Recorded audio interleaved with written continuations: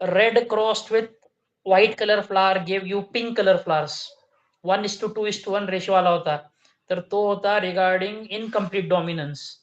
त्यानंतर आपण घेतला होता अजून एक, तो होता codominance. This example for was blood group A B. आणि आपण अजून एक केला होता कोट कलर ऑफ कॅटल्स. आठवतंय? ब्राऊन कलर और red colour cow was crossed with a white color cow and we got something called as roan color, white body with red patches किंवा red body with white patches, असे आपण ते crosses केले होते. ठीक आहे. Polygenic inheritance example आपण घेतलं होतं ह्युमन स्किन कलर. 3 जीन्स होतात ए बी सी. जसे जसे आपले एक एक डॉमिनंट जीन्स कमी होत जातात, अलिल्स कमी होतात, तसं तुमचं पिगमेंटेशन पण कमी होतं from black to albino. Then we saw pleiotropism in which we said that one gene controls one character. ठीक आहे. एक जीन एक पेक्षा जास्त कॅरेक्टर कंट्रोल करतो. याचं आपण एक्झाम्पल घेतलं होतं हिमोफिलिया, एचबी. आठवतंय का बघा? एचबीए आणि एचबीएस अशी 2 अलिल्स आहेत. एकच जीन आहे एचबी. ठीक आहे. तर दोन्ही एचबीए आला तर नॉर्मल, एक एचबीए एक एचबीएस आला तर कॅरियर, आणि दोन्ही एचबीएस आले तर झाला ॲनेमिक, सिकल सेल ॲनेमिक. ठीक आहे. So in that case we did complete with our pleiotropism and polygenic inheritance. ठीक आहे. So all the crosses are done. त्यानंतर आपण संपवलं होतं क्रोमोझोमल थिअरी ऑफ इनहेरिटन्स. त्यामध्ये आपण पहिली गोष्ट बघितली होती regarding how Mendelian genes and chromosomes are co related. कसं रिलेशन आहे. ठीक आहे. आणि it was given by Boveri and Sutton. ठीक आहे. सो आठवतंय का बघा, त्यात तुम्हाला सांगितलं होतं मी क्रोमोझोम हे पेअर्स मध्ये असतात, होमोलोगस क्रोमोझोम्स. तसेच मेंडेलने जे जीन्स सांगितले होते त्यामध्ये 2 अलिल्स असतात आणि दोन्ही पण पेअर्स मध्ये असतात. ठीक आहे. अजून एक आपण बोललो होतो की ज्या वेळेला गॅमेट फॉर्मेशन होतात तेव्हा 2 अलिल्स सेपरेट होतात, 2 वेगळ्या गॅमेट जातात. तसंच same the 2 chromosomes from one chromosome pair will segregate and move into 2 separate gametes. हे पण आपण बघितलं होतं. तर असे सगळे संपवले होते. आजचा आपला पॉइंट आहे सेक्स डिटर्मिनेशन. ठीक आहे. So how a sex of an individual is determined. तो मेल आहे का फिमेल आहे. ठीक आहे. हे कॅरेक्टर कसे डिटरमाइन केले जातात. So that we are going to study today itself. आज आपल्याला हे बघायचं आहे. ठीक आहे. सुरू करायचं लेक्चर. हो सर. ठीक आहे. Just a second, I will हो सर. समथिंग.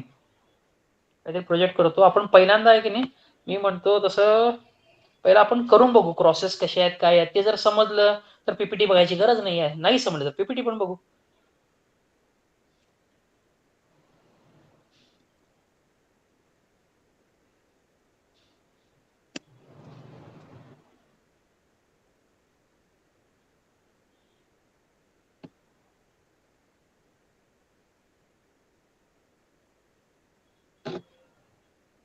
ठीक आहे. सो व्हाईट स्क्रीन दिसते सगळ्यांना. हो sir. Okay. So we will start with sex determination in human beings. So prior to that, त्याच्या अगोदर, ठीक आहे, एक कन्सेप्ट आहे जिथे आपण म्हणतो की क्रोमोझोम्स 2 टाईपचे असतात. So there are 2 types of chromosomes. एक second, I forgot to turn on the plane.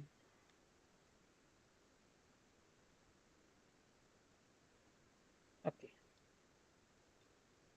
So chromosomes are of 2 types.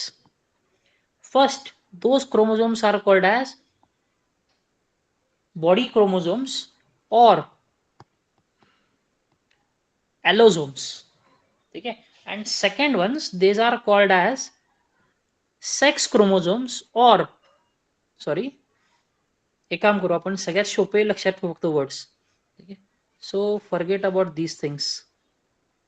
So body chromosomes और सेक्स क्रोमोझोम्स. आता ह्युमन्स मध्ये काय चीज आहे की ह्युमन्स मध्ये आपल्याकडे आहेत 46 chromosomes and they are present in 23 pairs. कोण सांगू शकतो मला मेल मध्ये कुठले क्रोमोझोम्स असतात आणि फिमेल मध्ये कुठले क्रोमोझोम्स असतात?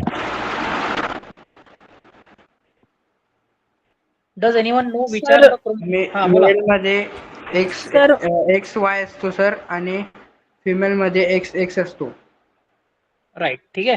So we say that there are 44 chromosomes plus it will be XX in case of a female, it will be XY in case of a male. बरोबर. सो ह्यातले जे 44 क्रोमोझोम्स आहेत, these are your body chromosomes. हे तुमचे बॉडीचे characters control करतात. तो black आहे, व्हाईट आहे, त्याची हाईट किती आहे, काय आहे, त्याचं वेट किती असेल, वेट कमी जास्त होतं का, तर this is control by your body chromosomes. आणि जो मेल आणि फिमेल कॅरेक्टर आहे, these are controlled by your X and Y chromosomes only. ठीक आहे. Now there is a typical structure of X chromosome and a Y chromosome in human beings. Chromosome structure कसं आहे, तर this is your one arm of your chromosome, then this becomes your second arm of your chromosome. ठीक है. And there is a central point where the both arms are attached.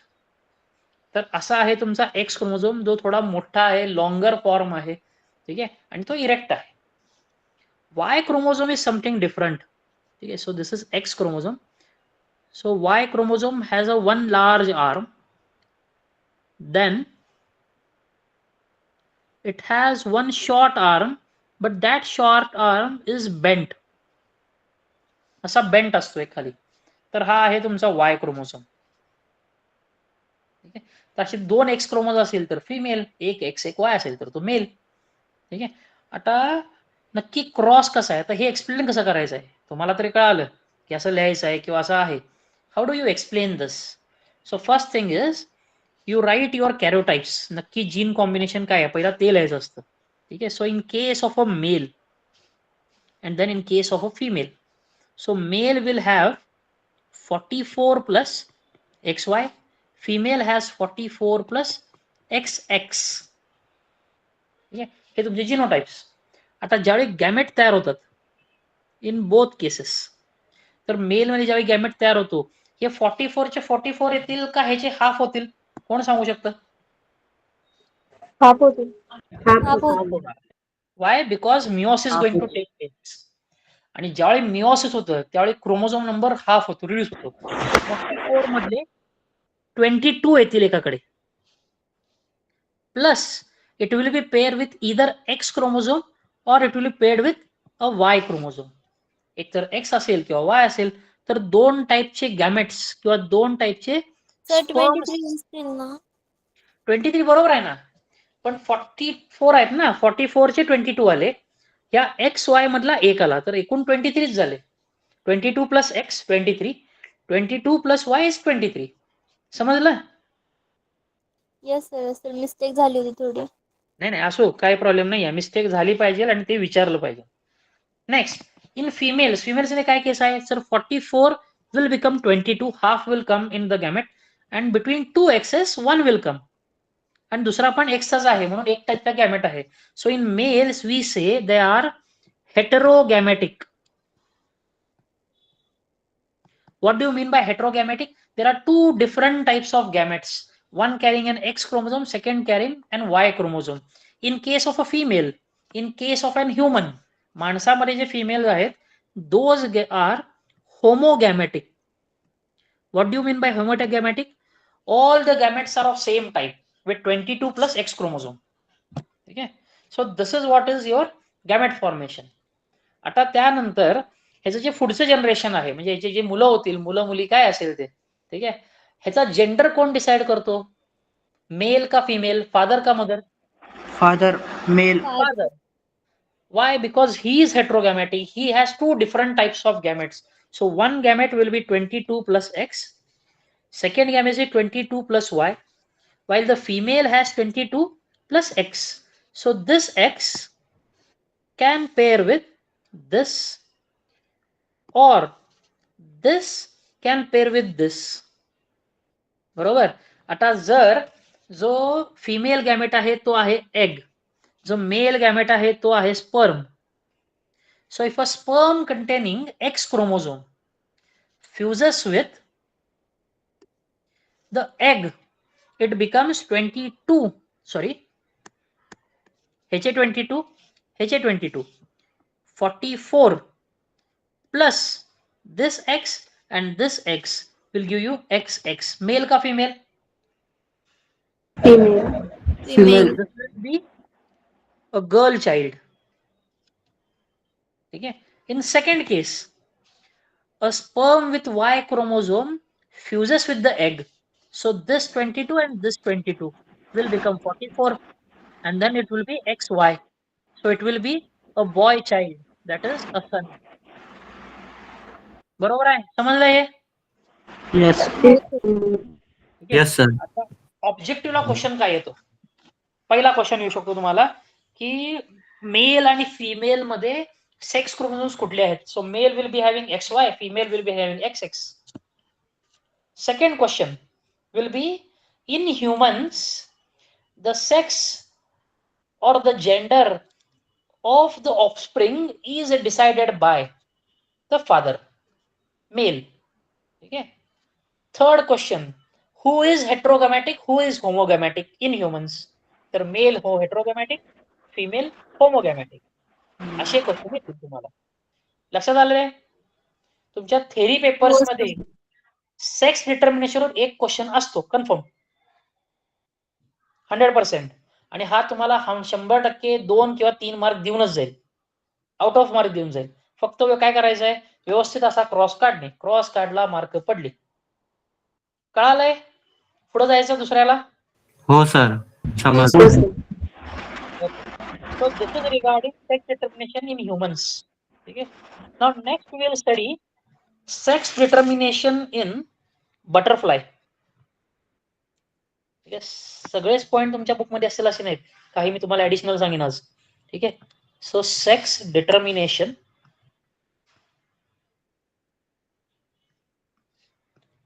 In butterflies और moths. ठीक आहे, आपण बटरफ्लाईजचे घेऊ.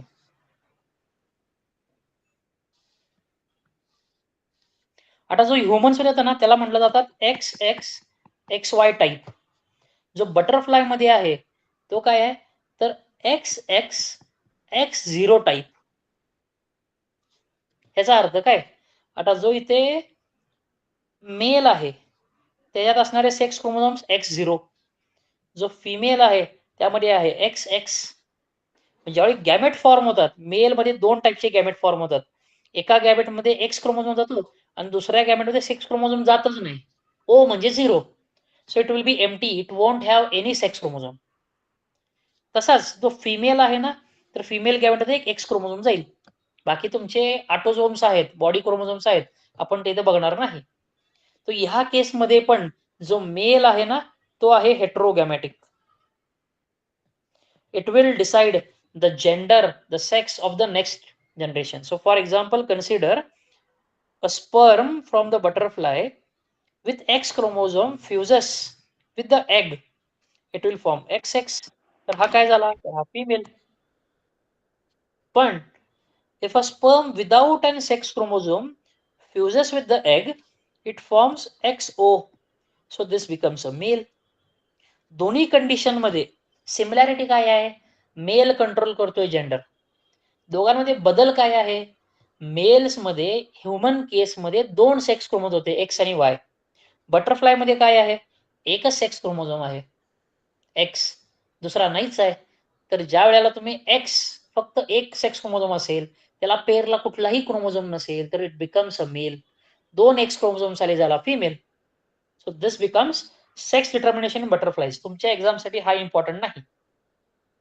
ठीक आहे, important is human sex determination. हा समजलाय का दुसरा? हो हा सर. लवकर घेतलाय. ठीक आहे. थर्ड वन, सॉरी, हा थोडा वेगळा आहे. ठीक आहे. In which you study where you say a female is heterogametic. Male heterogametic नाही आहे, फिमेल हेटेरोगॅमॅटिक आहे. आणि ह्याचं एक्झाम्पल आहे birds. So in case of birds, it becomes ZW type of sex determination, in which the males are with ZZ chromosome, sex chromosome, and the female is with ZW type of chromosome. ठीक आहे. जो female आहे तिथं 2 टाईपचे gamete पडले, बरोबर. एकामध्ये Z गेला असेल सेक्स क्रोमोझोम, दुसऱ्यामध्ये W सेक्स क्रोमोझोम गेला असेल. ते जो मेल आहे त्यामध्ये एकाच टाईपचा गॅमेट पडला Z. ठीक आहे. So what happens if the sperm फ्युजेस with the egg with Z chromosome, it's becomes 2 Zs. हा मेल का फिमेल झाला मग? फिमेल. फिमेल. फिमेल कसा? हा काय आहे? हा मेल आहे, हा फिमेल आहे. Male sir. So this becomes a male. And when a sperm with Z chromosome fuses with an egg with W chromosome, it becomes ZW. आणि ZW काय झाला तर फिमेल. आता मला क्वेश्चन तुम्हाला पडलाय असा की यामध्ये जो जेंडर आहे त्यांच्या ऑफस्प्रिंगचा हा कोणी कंट्रोल केलाय? मेलनी केला का फिमेलनी केला? फिमेल. फिमेल. फिमेलने केला. So in this case, in case of birds, the female is a heterogametic. कळालं? and the male is homogametic. Opposite आहे का आपल्यापेक्षा? हो sir. In our case we said that the male is heterogametic and the female is homogametic. In case of birds it is exactly the opposite. The female becomes heterogametic and the male becomes homogametic. So the common point काय आहे? जो हेटेरोगॅमॅटिक आहे तो control करतो sex पुढच्या जनरेशनचा. बरोबर ना conclusion आपलं? Yes sir. हो यस सर. झोपेत आहे काय? नाही सर. हा एकदम बारीक आवाज आला. ठीक आहे, समजलं इथपर्यंत? पुढचा घेऊ. ठीक आहे. And the next one is very important. We will see this in case of honey bees. सगळ्यांना माहित आहेत हनी बीज, बरोबर. So when you say honey bees, can you tell me how many types of honey bees are present? कोणाला माहित आहे? आणि 3 हनी type. बीज, हा 3 टाइप्स, बरोबर. आणि हनी बीजचं कोणाला सायंटिफिक नेम माहित आहे का? जसं मँगोला मँजीफेरा इंडिका म्हणतात, हनी बीजला काय म्हणतात? It is called as Apis indica.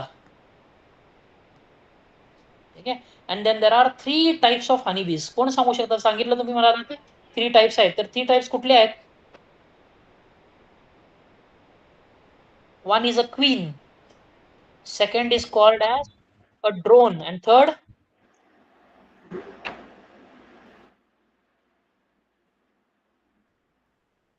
worker. ठीक आहे. एक हनी कोंब असेल, बी हाईव्ह असेल ना, त्यात एकच क्वीन असते. hundreds of workers are there and thousands of workers are there and hundreds of drones are there. ह्याच्यातला मेल कुठला फिमेल कुठला तर लगेच कळतं. ठीक आहे. जो क्वीन आहे ती आहे फिमेल, जे ड्रोन आहेत ते आहेत मेल्स, आणि जो वर्कर आहे ना तो पण फिमेल आहे, ती पण फिमेल आहे. ठीक आहे. नेक्स्ट, प्रत्येकाचा रोल काय आहे? यातला स्टराईल कोण आहे, फर्टाईल कोण आहे? What do you mean by sterile? Those organisms which can go for reproduction are fertile, आणि ज्यांना रिप्रोडक्शन होत नाही ते sterile. So female is fertile, a drone is fertile while the workers are sterile. मग फिमेलचं काम काय आहे तर they are going to lay eggs, अंडी घालणे. ठीक आहे. That is queen's role.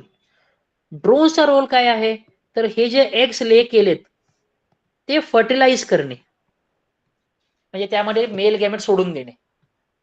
Human मध्ये कसा असतो की जो मेल गॅमेट आहे तो फिमेलच्या बॉडीच्या आत सोडला जातो. ठीक आहे. आणि fertilisation is taking place inside the body, that is internal fertilisation. In case of insects, and honeybee is an insect, the female will lay eggs, म्हणजे थोडक्यात काय, फिमेल गॅमेट रिलीज करते, तसाच मेल गॅमेट रिलीज करतो आणि fertilisation बॉडीच्या बाहेर होतं. तसंच हे तुमचे ड्रोन्स करतात. आणि जे वर्कर्स आहेत ना हे बाकी सगळे काम करतात.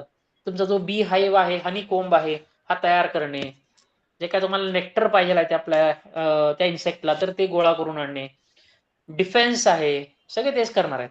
ठीक आहे. So this is what is sir your introduction for honey bees. Next thing is you should remember is what is the karyotype or how many chromosomes are present. ठीक आहे.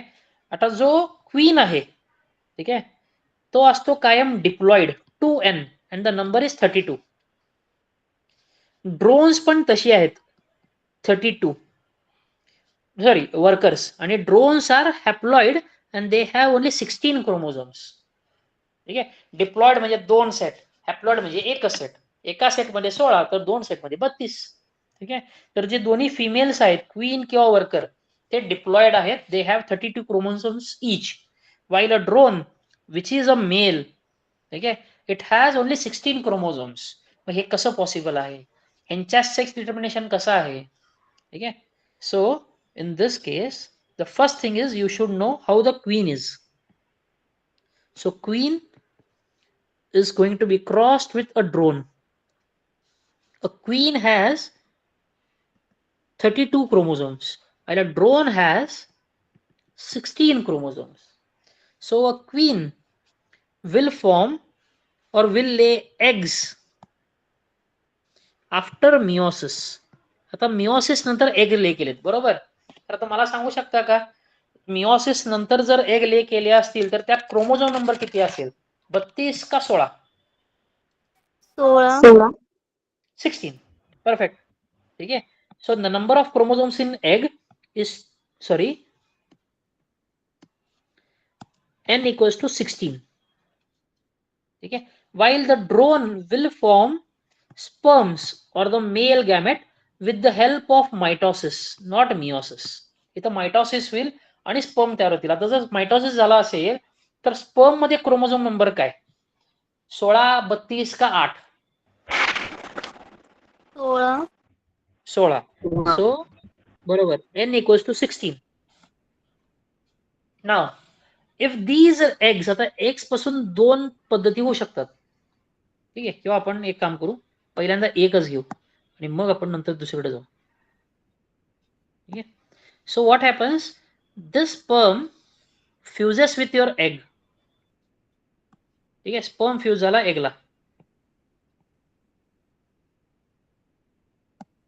Now once it fuses with the egg, the first thing is your diploid structure will be formed. आता diploid कोण कोण आहे, एक तर queen आहे आणि एक तर वर्कर आहे. ठीक आहे. मग हा क्वीन होईल का वर्कर होईल माहित नाही. ठीक आहे.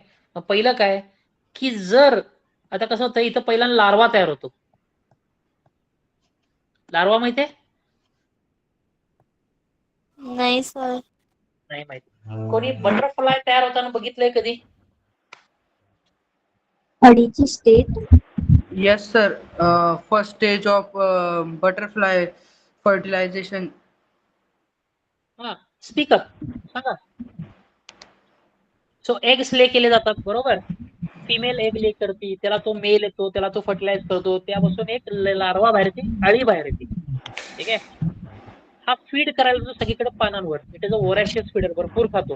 खाऊन झाल्यानंतर त्या भोवतीला एक लेअर तयार करतो, that is called as cocoon. Cocoon break होतो आणि ककून मधून मग बाहेर निघतो बटरफ्लाय. जसं रेशीम काढतात ना तसंच. ठीक आहे. तर लार्वा पहिला तयार झाला, अळी तयार झाली. ठीक आहे. Now this larva has 32 chromosomes in it. So guaranteed it will become a female. पण क्वीन का ड्रोन कशावरून कळतं, तर नक्की तो लार्वा कशावर फीड करतोय.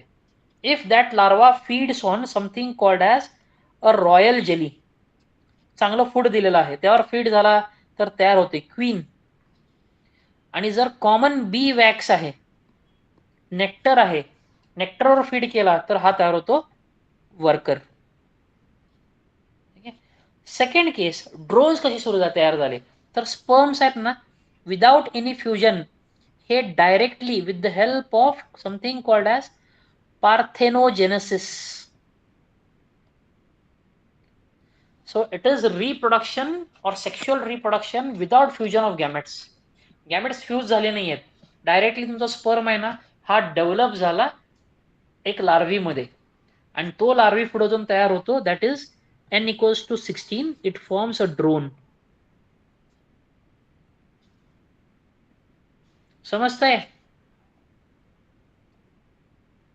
हो सर. हो नक्की सर. सगळ्यांना कळालंय? पार्थेनोजेनेसिस हा टर्म अगोदर झालेला आहे तुम्हाला. That is in reproduction in lower and higher plants. त्याचा जो शेवटचा पार्ट होता ना, त्यात अपोमेक्सिस, पार्थेनोजेनी, नंतर पॉलिएमरॉनी असे 3 टर्म्स होते. त्यातला पार्थेनोजेनेसिस हा असाच आहे. इथं काय होतं, सेक्शुअल रिप्रोडक्शन होत नाही, पण डायरेक्टली इंडिव्हिज्युअल तयार झाला. कसा तयार झाला? स्पर्म पासून तयार झाला. मग स्पर्म मध्ये 16 क्रोमोझोम होते, तर त्या इंडिव्हिज्युअल मध्ये 16 असतील, म्हणून हा झाला ड्रोन.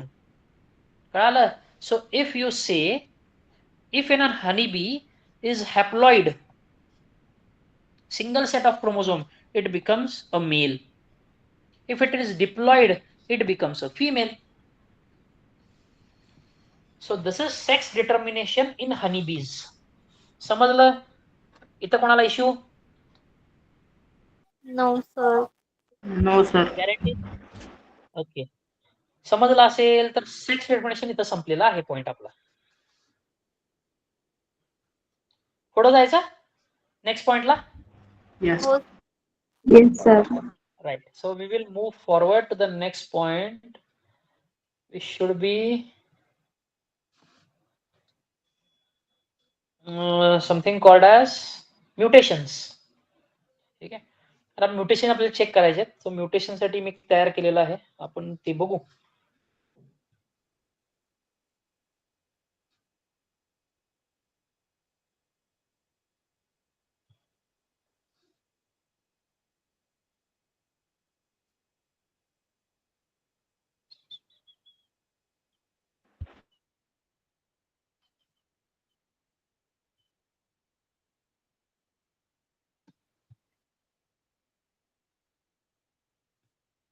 जस्ट अ मिनिट, मी तुम्हाला प्रेझेंट करतो एक डेटा. तुम्हाला क्रोमोझोम स्ट्रक्चर्स पण कळतील आणि म्युटेशन्स पण कळेल.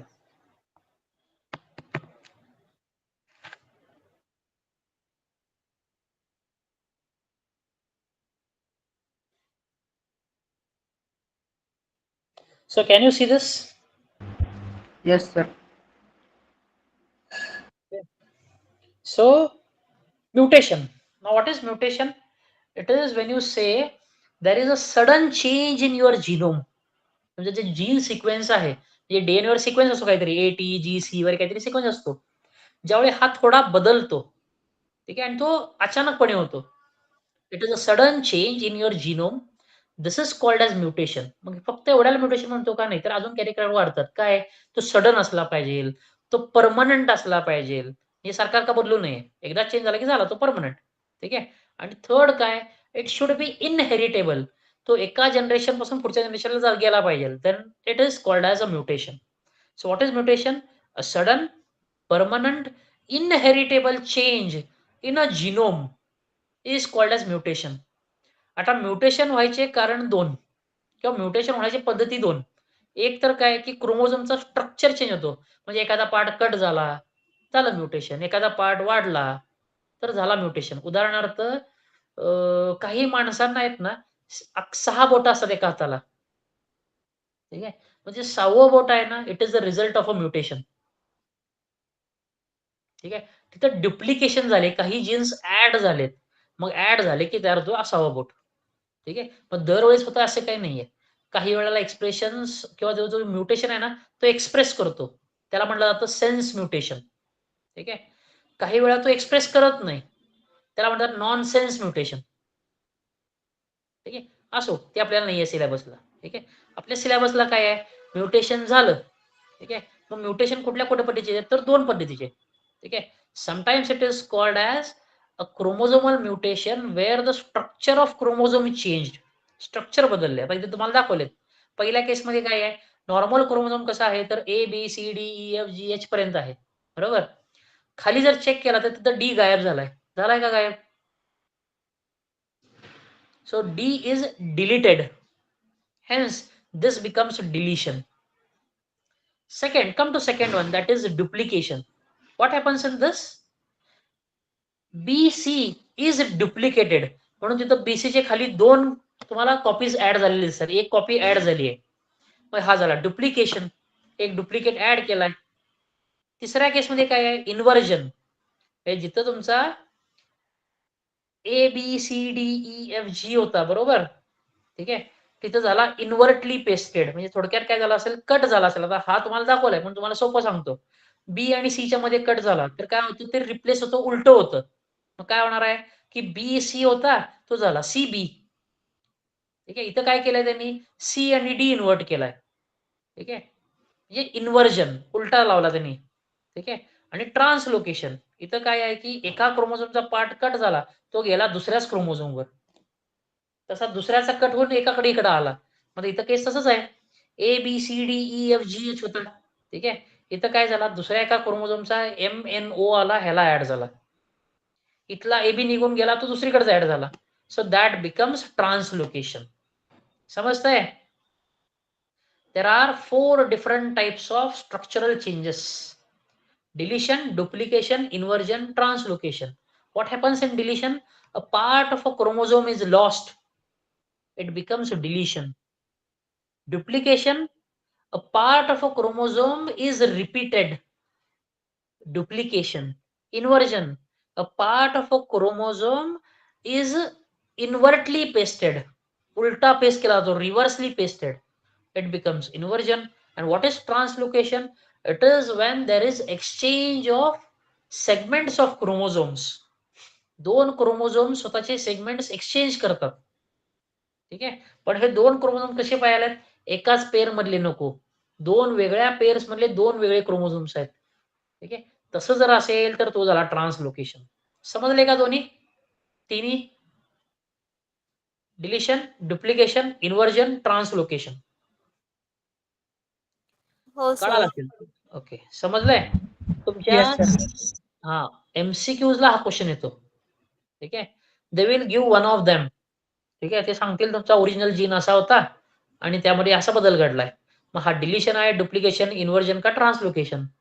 कसं बघायचं, तर पहिला सिक्वेन्स बघायचा, नॉर्मल जीन कसा होता, क्रोमोझोम कसा होता, ठीक आहे. आणि आता जो रिझल्ट आहे तो कसा आहे, एखादा कमी झाला असेल तर डिलीट करा, डुप्लिकेट ऍड झाला तर डुप्लिकेशन करा, एखादा इन्व्हर्टी पेस्ट झाला असेल तर इन्व्हर्जन करा, आणि काहीतरी वेगळंच तयार झालंय खाली, म्हणजे वर एबीसीडी होता आणि खाली एल एम एन बी क्यू आलाय काहीतरी, तर it becomes translocation.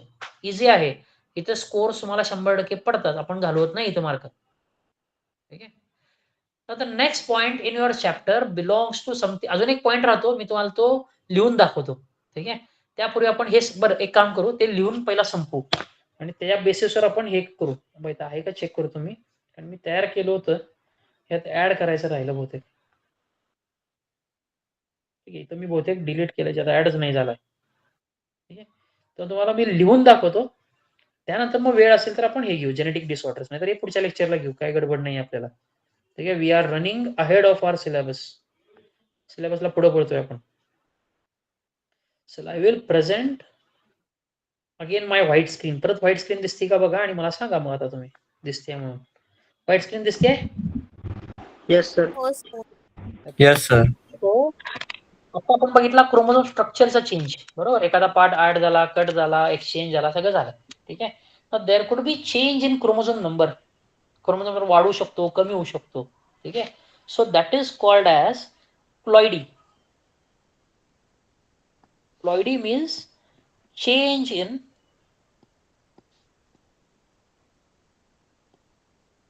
chromosome number.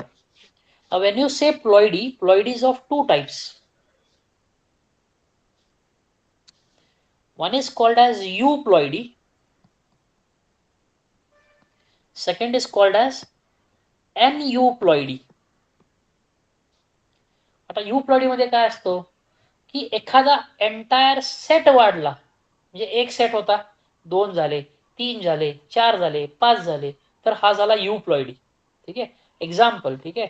So if there is only 1 set, मगाशी बघितलं आपण हनी बीज मध्ये काय होता, ड्रोन्स मध्ये एकच सेट होता, त्यात क्रोमोझोम होता 16, ठीक आहे. So haploid has 1 set of chromosomes, it has only 16 chromosomes in that case. मग डिप्लॉइड 2 सेट झाले 32, 3 सेट झाले, 4 सेट झाले, 5 सेट झाले, असे सेट वाढू शकतात. ठीक आहे. So consider euploidy has different groups. First becomes a haploid where there is only single set of chromosomes. Diploid, two sets of chromosomes. Triploid, three sets of chromosomes. शक्यतो triploid नंतर आपण शब्द वापरतो पॉलीप्लॉइड, म्हणजे दोन पेक्षा जास्त सेट झाले की तो झाला पॉलीप्लॉइड, मेनी सेट्स. ठीक आहे. सो कन्सिडर एक्झाम्पल, तुम्हाला एक्झाम मध्ये विचारलंय त्यांनी, a haploid set has 7 chromosomes. सांगू शकता मग डिप्लॉइड मध्ये किती असतील? एका सेट मध्ये 7, तर दोन सेट मध्ये 14. 14. What in triploid? 21. 21. Right. Tetraploid मग 28 असं वाढवत जाऊ शकता तुम्ही. So this is your euploidy. So when there is increase in a set of chromosomes, क्रोमोझोमचा सेट संपला, वाढतोय, तर तो झाला euploidy. Aneuploidy काय आहे? तर where there is increase or decrease in 1 or 2 chromosomes, एक किंवा दोन क्रोमोझोम वाढत आहेत किंवा कमी होत आहेत, तर झाला euploidy. मग ह्याच्यामध्ये 4 टाइप्स आहेत तसे. ठीक आहे. पहिला, इट इज कॉल्ड ॲज मोनोप्लॉइडी, किंवा आपण त्याला म्हणू शकतो, तुमच्या बुक मधलं नाव सांगतो मी, it is called as monosomy. Second, nullisomy. Third, trisomy. And fourth is tetrasomy. ठीक आहे. नलीसोमीचा कॅरोटाइप काय, कसं लिहायचा? It becomes 2n-1. Nullisomy 2n-2. Trisomy 2n+1, sorry, आणि टेट्रासोमी 2n+2. इथं काय होतंय, पहिल्या केसमध्ये एक क्रोमोझोम कमी झाला तर मोनोसोमी, दोन क्रोमोझोम कमी झाले किंवा एक पेअर कमी झाला, फॉर एक्झाम्पल ह्युमन्स मध्ये घ्या, 23 पेअर्स होते, 22 पेअर्स झाले, म्हणजे काय झाले, दोन क्रोमोझोम कमी झाले, तर झाला नलीसोमी. एक क्रोमोझोम वाढला, 46 क्रोमोझोम 47 झाले, ट्रायसोमी. एक पेअर वाढला, म्हणजे 46 होते 48 झाले, किंवा 23 पेअर्स होते 24 पेअर्स झाले, इट बिकम्स टेट्रासोमी. ठीक आहे. आता तुम्हाला वाटते हे कशाला असलं शिकवलंय, अवघड आहे. सोपं आहे. कसं लक्षात ठेवायचं आहे? मोनो म्हणजे 1, बरोबर, नल म्हणजे 0, ट्राय म्हणजे 3, टेट्रा म्हणजे 4. ठीक आहे. फॉर्म्युला 2-1 1 मोनोसोमी, 2n किंवा 2-2 0 नलीसोमी, 2+1 3 ट्रायसोमी, 2+2 4 टेट्रासोमी. समजलं? हो सर. Yes, sir. हे पाठ होईल, ह्याच्यावर क्वेश्चन आहे. तुमच्या एमसीक्यू ला ह्याच्यावर क्वेश्चन पडतो. मग ते एमसीक्यू सीईटीच्या असतील, नीटच्या असतील, किंवा तुमच्या बोर्ड मध्ये एमसीक्यू असेल. ठीक आहे. तर हा क्वेश्चन येतो तुम्हाला एमसीक्यू मध्ये. हा चॅप्टर ह्याच्या पुढचा चॅप्टर. ठीक आहे. म्हणजे हा आहे तुमचा इनहेरिटन्स अँड व्हेरिएशन. ह्याचा पुढचा असेल तुमचा मॉलिक्युलर बेसिस ऑफ इनहेरिटन्स, आणि ह्याचे मागचे 2 चॅप्टर त्या गेल्या 2-3 वर्षांना ह्याचं वेटेज वाढलेलं आहे. ठीक आहे. तर near about you can expect around 6 to 7 marks for your boards. ठीक आहे. आणि सीईटी मध्ये ह्या चॅप्टरचे, ठीक आहे, एक क्वेश्चन येतो पहिल्या पार्ट मधून, जिथे तुम्ही क्रॉसेस बघितले आपण. एक क्वेश्चन येतो ह्या पार्ट मध्ये, जिथं तुम्ही क्रोमोझोमल थेरी असेल, किंवा हिप्लॉइडी असेल, किंवा आपण मगाशी बघितला इन्व्हर्जन, डिलिशन, त्यातला येतो. आणि एक क्वेश्चन येतो त्याच्या पुढचा पार्ट जो आहे त्याचे डिसऑर्डर्स. ठीक आहे. हे जर समजलं असेल तर आपण डिसऑर्डर्स, सोपे डिसऑर्डर्स आहेत, काही अवघड नाही त्यामध्ये. समजलं? हे पुढे घ्यायचं आपण. येस. ओके. ठीक आहे. So we will move forward. I will present you my slide show once again. Slide show तुम्हाला प्रेझेंट करतो, त्यावर आपण बघू आता पुढचं सगळं. ठीक आहे. So when you say disorders in case of human beings, they are of two types. कुठे गेले? येत आहे. दिसतंय प्रेझेंटेशन माझं? हो sir. Okay. So Oh, the sir. disorders are two types. One type of disorder is called as chromosomal disorder, and second is called as Mendelian disorder. ठीक आहे. आता मेंडेलियन डिसऑर्डर कोण असतात? तर जे डिसऑर्डर्स आहे जे क्रोमोझोमलच्या स्ट्रक्चर चेंजमुळे झालेत. म्हणजे त्याचे रिझन्स कोण आहेत? Deletion, duplication, inversion, translocation. ठीक आहे. म्हणजे क्रोमोझोमचा स्ट्रक्चर बदललाय, क्रोमोझोमचा नंबर नाही बदलला. 46च क्रोमोझोम्स आहेत. फक्त एखादा क्रोमोझोमचा पार्ट कट झालाय, एखादा पार्ट ऍड झालाय, एखादा एक्सचेंज झालाय, एखादा उलटा स्पेस झालाय. तर त्यामुळे जे काही डिसऑर्डर्स होतात, पहिल्यांदा डिसऑर्डर अँड डिसीज मधला डिफरन्स समजून घ्या. डिसीज आहे ना हा एका पॅथोजनमुळे होतो. म्हणजे फॉर एक्झाम्पल तुम्हाला टायफॉइड झाला तर कोणामुळे झाला? एक बॅक्टेरिया आहे साल्मोनेला टायफी, त्याच्यामुळे झाला तुम्हाला टायफॉइड. ठीक आहे. पण ज्यावेळी तुम्ही डिसऑर्डर म्हणता त्या डिसऑर्डरसाठी कुठलाही पॅथोजनची गरज नाहीये. आता ह्या केसमध्ये पॅथोजन आहे का? नाहीये. की तुमचे म्युटेशन झाले आणि म्युटेशनमुळे तुम्हाला एखादा डिसऑर्डर झालाय. ठीक आहे. So disorder or a Mendelian disorder are due to chromosomal structural change. The reasons are deletion, duplication, inversion and translocation. ठीक आहे. आणि दोन टाईपचे डिसऑर्डर मिळतात आपल्याला मेंडेलियन डिसऑर्डर्स मध्ये. एक आहे ऑटोझोमल, एक आहे सेक्स लिंक. आता ऑटोझोमल म्हणजे काय? ह्युमन केसमध्ये जे पहिले 44 क्रोमोझोम होते, इथं काहीतरी बदल घडलाय तर झाला ऑटोझोमल डिसऑर्डर. आणि जर एक्स आणि वाय वर बदल घडला असेल तर सेक्स लिंक डिसऑर्डर. आणि आपल्या पुस्तकसाठी, आपल्या सिलेबससाठी फक्त एक्स वरचेच बदल आहेत, वाय मधला कुठलाही डिसीज नाही आहे आपल्याकडे, डिसऑर्डर नाही आहे. ठीक आहे. So you will study two types, autosomal and sex linked. Autosomal मध्ये आपण स्टडी करतो फिनिल केटोनुरिया, थॅलेसेमिया आणि अजून एक आहे तो आहे तुमचा सिकल सेल अनिमिया. ठीक आहे. जो आपण स्टडी केला होता ह्याच्यापूर्वी पण, तो केला होता आपण प्लिओट्रॉपिक किंवा प्लिओट्रॉपिझम मध्ये केला होता. एक जीन मल्टिपल कॅरेक्टर्स कंट्रोल करतो. दुसरा टाइप कुठला? तर सेक्स लिंक्ड, जिथं डिसऑर्डरचं कारण आहे change in structure of X chromosome. ठीक आहे. त्यात दोन डिसीज बघायचे आपल्याला, एक हिमोफिलिया, एक कलर ब्लाइंडनेस. ठीक आहे. Next type of disorder are called as chromosomal disorder where there is deletion or increase किंवा increase or decrease in a chromosome number. एखादा क्रोमोझोम वाढतोय म्हणजे जिथं 46 आहे तिथं 47 झाले किंवा जिथं 46 आहे तिथं 45 झाले. तर ह्याच्यामुळे जे डिसऑर्डर्स होतात ना ते आहेत तुमचे सगळे क्रोमोझोमल डिसऑर्डर्स. ठीक आहे. मग ह्यामध्ये वेगवेगळे टाइप्स आहेत. काय की ट्रायसोमी आहे का मोनोसोमी आहे. ठीक आहे. म्हणजे एक क्रोमोझोम डिलीट झालाय, एक क्रोमोझोम वाढलाय. ठीक आहे. मग मोनोसोमी नक्की कुठं प्रेझेंट आहे? की तो 44 मध्ये कमी झालाय का XY मध्ये कमी झालाय? ट्रायसोमी 44 मध्ये एक वाढलाय का XXXY मध्ये कुठे वाढलाय? म्हणजे सेक्स क्रोमोझोम वाढतोय का बॉडी क्रोमोझोम वाढतोय? ठीक आहे. का कमी होतोय? तर ह्याच्यावर जे टाइप्स पडतात. मग पहिला आहे ऑटोझोमल. इथं काय आहे की जे 44 क्रोमोझोम्स आहेत तिथे एक वाढला तर झाला डाऊन सिंड्रोम, एखादा कमी झाला तर एखादा वेगळा सिंड्रोम असेल, तो आपल्याला सिलेबस मध्ये नाही. ठीक आहे. सेक्स क्रोमोझोमल ॲबनॉर्मलिटीज असतील ना तिथं काय आहे की XY जो आहे तिथं एखादा वाय क्रोमोझोम डिलीट झाला म्हणजे फक्त एक्स राहिलाय. ठीक आहे. मग त्याला काहीतरी डिसीज होतो. किंवा XY होता तो XXY झाला, एक क्रोमोझोम वाढला. तर ह्याच्यामुळे पण जे डिसऑर्डर्स होतात ना ते तुम्हाला इथं बघायला मिळतात सेक्स क्रोमोझोम मध्ये. इथं लक्षात काय ठेवायचं एक्झाम मध्ये तो विचारणार आहे तुम्हाला मेंडेलियन डिसऑर्डर्स कुठले आहेत, क्रोमोझोमल डिसऑर्डर्स कुठले आहेत. You have to remember the disorders. Like you have to remember hemophilia. Hemophilia is sex linked recessive disorder. ह्यालाच पडला अर्धा मार्क.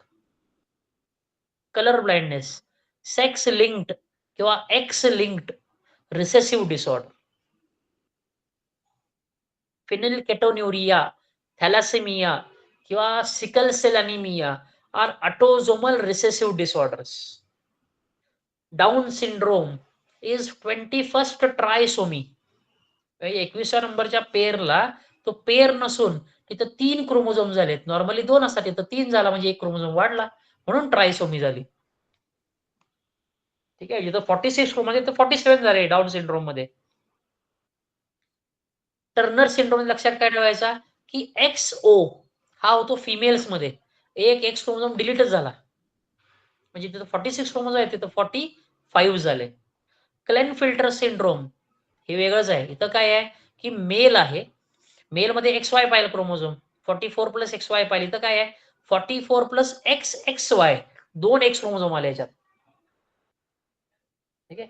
तर असे हे कॅरोटाइप्स पार्ट झाले पाहिजे तुमचे. कॅरोटाइप्स पार्ट झाले ना तुमचं काम हलकं झालं. ठीक आहे. मग कॅरोटाइप्स पार्ट झाले मग कळतं हे मोनोसोमी आहे का ट्रायसोमी आहे. इथं दोनच ऑप्शन आहेत आपल्याकडे. एक तर मोनोसोमी असेल किंवा ट्रायसोमी असेल. ठीक आहे. So these are the different disorders you are going to study.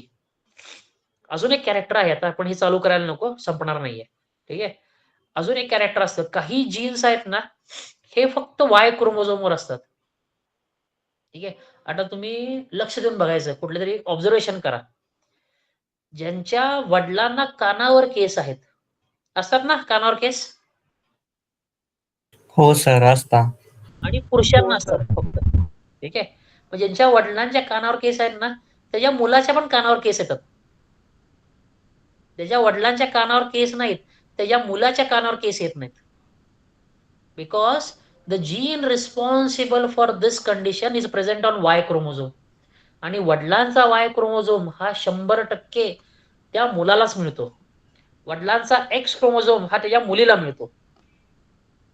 म्हणून जो Y वरचे जीन्स आहेत ना आहे तसे येतात पुढच्या त्या मुलाला. ठीक आहे. टक्कल पडणे वडिलाला जर टक्कल पडत असेल तर त्या मुलाला पण टक्कल पडतं. वयात आल्यावर पडतं असं काही नाही की बाळ असतानाच टक्कल आलंय तसं काही नाहीये. वयात आलं की केस झडायला चालू होतात आणि तो पण टकला होतो. हे कॅरेक्टर्स आहेत ना हे Y क्रोमोझोमचे कॅरेक्टर्स आहेत. ठीक आहे. मग there are some characters which are sex linked. म्हणजे महिलांमध्ये टक्कल पडत नाही कधी. केस कमी होतील, झडतील, छोटे होतील, पातळ होतील केस पण टक्कल होत नाही. Baldness is a character for only mails. तसं दुसरं कॅरेक्टर काय आहे व्हाईट हेअर्स. केस पांढरे पडतात कोणामध्ये असतात शक्यतो पुरुषांमध्ये आहे ते कंडिशन. वडिलांना जर केस पांढरी पडली असतील त्यांच्या वयामध्ये तर सेम मुलाला पण सेम होणार आहे. त्याला काय बदल नाही. त्यांनी काय करू शकत नाही त्याला. त्यांचे जीन्स आहेत त्याचे. तुमच्या वडिलांना त्यांच्या वडिलापासून मिळाले असतील ते जीन्स. हे चालूच आहे आणि हे कधीही थांबत नाही. तुम्ही ते डाबरचं तेल लावा नाहीतर पतंजलीचं लावा नाहीतर कोणाचंही लावा. Wien the change is in gene जर जीन्स तुमचे तसे असतील तर त्याला व्हेरिएशन नाही. एक एक्झाम्पल तुम्हाला देतो. ठीक आहे. अगोदर पण दिला असेल मी. ठीक आहे. आमच्या कॉलेजमध्ये एक मुलगा आहे. He is suffering from colour blindness. What do you mean bye colour blindness? 2 टाईपचा कलर ब्लाइंडनेस असतो. एक असतो पार्शियल, एक असतो कंप्लीट कलर ब्लाइंडनेस. पार्शियल मध्ये काय होतं ज्या माणसाला कलर ब्लाइंडनेस आहे ना तो रेड आणि ग्रीन कलर डिफरन्शिएट करू शकत नाही. त्याला रेड कुठला ग्रीन कुठला कळतच नाही. त्याला दोन्ही एकसारखेच वाटतात. ठीक आहे. आणि टोटल कलर मध्ये काय होतं तर सगळा इमेज त्याला ब्लॅक अँड व्हाईट त्याला एक पण कलर दिसत नाही. सगळं ब्लॅक अँड व्हाईट दिसतं त्याला. ठीक आहे. तर असे डिसीज आहेत डिसऑर्डर आहे. तर त्या मुलाला आहे त्याच्या बहिणीला आहे पण त्यांच्या आई वडिलांना नाही आहे. म्हणजे हे जीन्स कुठून आलेत त्याच्या आई वडिलांपासून आले 100%. ठीक आहे. आणि कलर ब्लाइंडनेस जो आहे ना हा आहे सेक्स लिंक्ड. आई वडिलांच्या X क्रोमोझोमवर तो जीन प्रेझेंट होता म्हणून तो ह्यांच्यात आलाय. त्यामुळे हे 2 झाले कलर ब्लाइंड. आता प्रॉब्लेम असा आहे हे दोघं झाले कलर ब्लाइंड. ज्यावेळी ह्यांची लग्न होतील आणि ह्यांना मुलं होतील ना एक तर ते कलर ब्लाइंड असतील किंवा ते कॅरियर असतील पण ते नॉर्मल नसतील. ठीक आहे. म्हणून आजकाल आहे ना अगोदर कसे हे बघायचे कुंडली बघायची माहिती आहे ना कुंडली मॅच करायची लग्नाच्या अगोदर. आजकाल जे बाहेरचे मोठे मोठे कंट्रीज आहेत मोठे प्रगत देश आहेत किंवा तुमचे पुणे मुंबई सारखे सिटीज आहेत दिल्लीमध्ये इथं ते तर बघितलं जातच. पण एक मेन थिंग बघितलं तर it is called as genetic counselling केलं जातं. ठीक आहे. तुमचे जीन्स मॅच होतात का असे कुठले डिसीजेस आहेत का डिसऑर्डर्स आहेत का जे तुमच्या पुढच्या ऑफस्प्रिंगला येऊ शकतात हे चेक केलं जातं. आणि चेक नंतर जर कम्पॅटेबल असेल तरच हे पुढे प्रोसीड करतात. हे सगळं आहे. ठीक आहे. आणि ह्याला एक आपलं ट्रॅडिशनल पण वे आहे बघण्याचा. शक्यतो ब्राह्मणांमध्ये काय असतं आता मी ब्राह्मण आहे मला माहिती आहे. ठीक आहे. आमच्यामध्ये बघतात नाडी. ठीक आहे. जर मुला आणि मुलीची नाडी सेम असेल तर लग्न करत नाहीत. ठीक आहे. गोत्र बघतात. गोत्र पण सेम असेल तर लग्न करत नाहीत. का? कारण की जर गोत्र एक असेल तर आमच्या अँसेस्टर मध्ये पूर्वजांमध्ये कुठंतरी आम्ही एकाच अँसेस्टर मध्ये आहोत. नंतर ते बायफर्केशन झालं असेल. ठीक आहे. And when the marriages are made in relative, जर जवळच्या पाहुण्यांमध्ये लग्न झाले असतील तर प्रॉब्लेम काय होतो, पुढच्या जनरेशनला किंवा एक 2-3 जनरेशन नंतर असले इश्यू चालू होतात डिसऑर्डर्सचे. Hence marriages in relative are prohibited किंवा ते टाळले जातात. नात्यांमध्ये कधीही लग्न होत नाहीत किंवा करू नये. होतात लग्न पण करू नये, कारण त्याला हा रिझन आहे. ठीक आहे. आपण हे सगळं डिसऑर्डर्स आहेत ना पुढच्या लेक्चरला बघू. आजचं सेशन आपण इथं थांबू.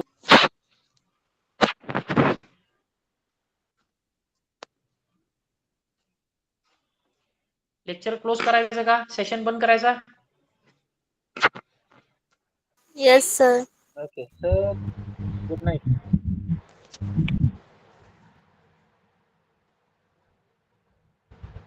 Thank you, sir. Good night.